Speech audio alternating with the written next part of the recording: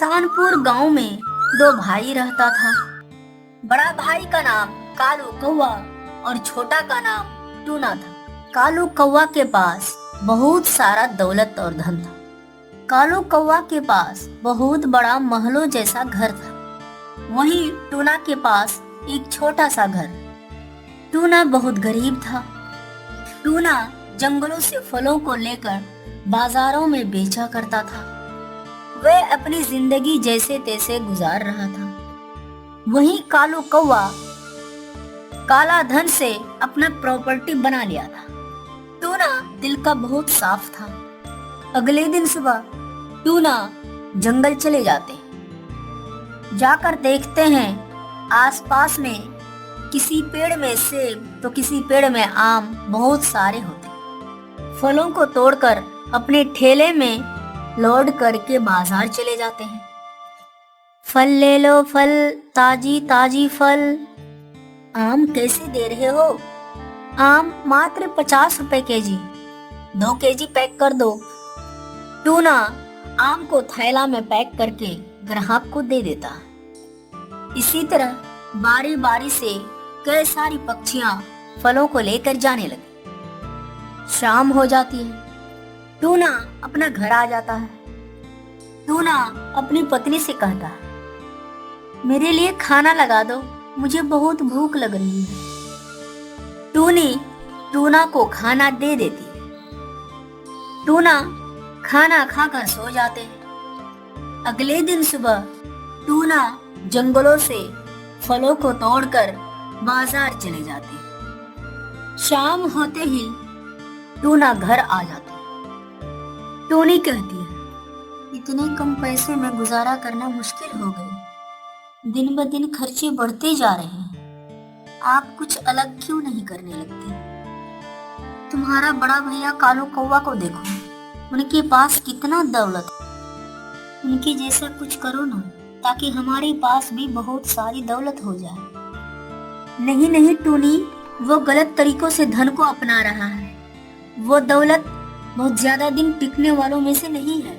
वो कभी ना कभी खत्म हो जाएंगे।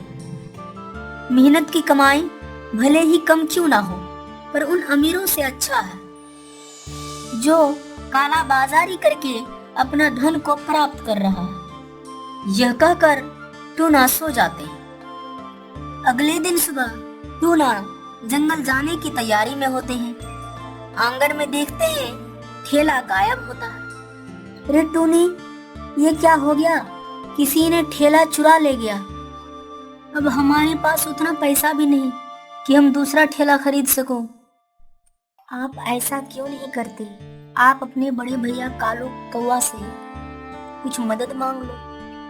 हमें नहीं लगता वो हमारी मदद करेंगे। टूना बहुत सोचने के बाद अपने कालू कौवा भैया से मदद मांगने चला गया। भैया, हमारी कुछ मदद कर दो। आज रात हमारा ठेला चोरी हो गया। हमारे पास उतना पैसा भी नहीं कि अब मैं नया ठेला खरीद सकूं। आप कर्ज के रूप में कुछ पैसा दे देते तो अच्छा होता। हमारा धंधा अगर बंद हो गया तो घर में चूल्हा भी नहीं जलेगा।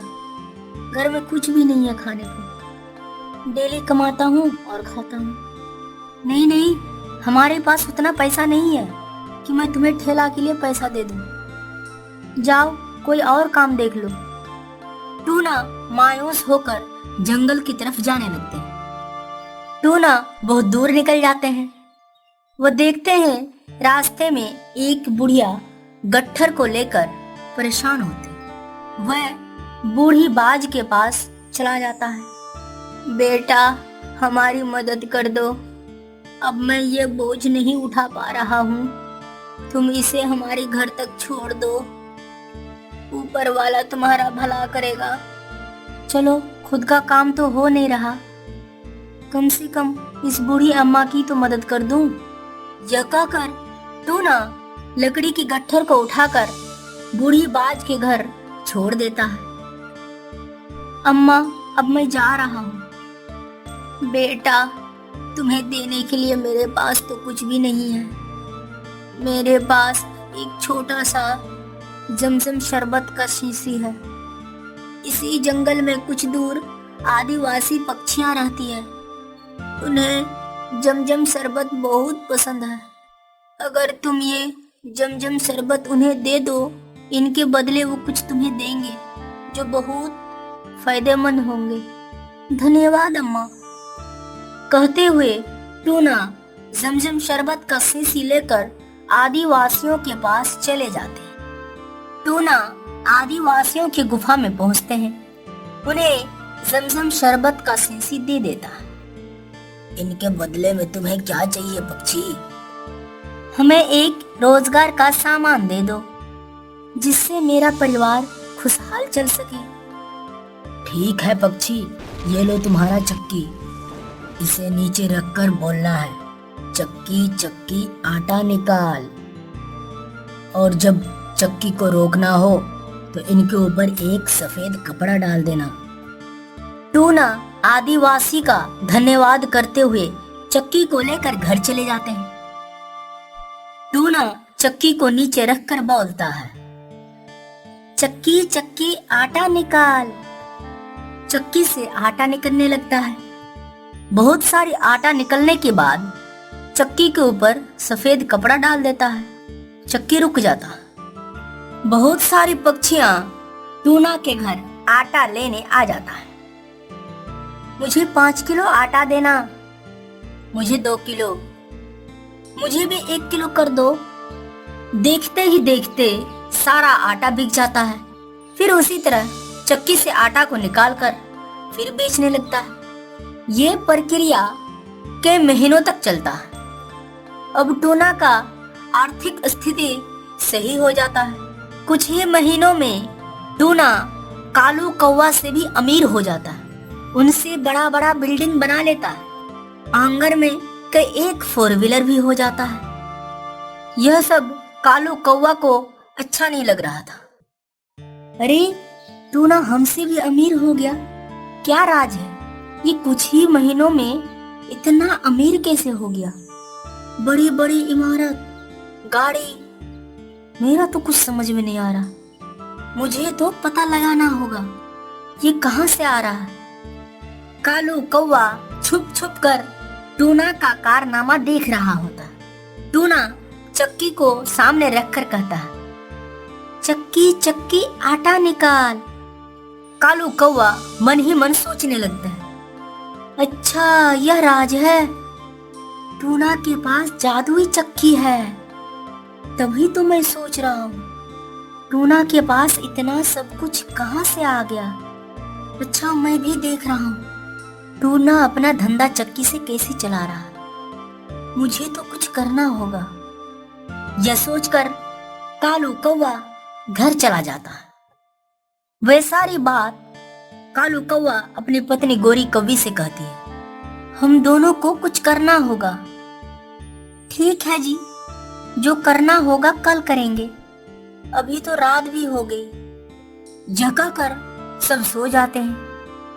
अगले दिन सुबह उठकर कालू कौवा और गोरी कौवी बात करने लगते हैं। गोरी कौवी कहती है, मेरे पास एक उपाय है। पैसा है तो सारा जहान है।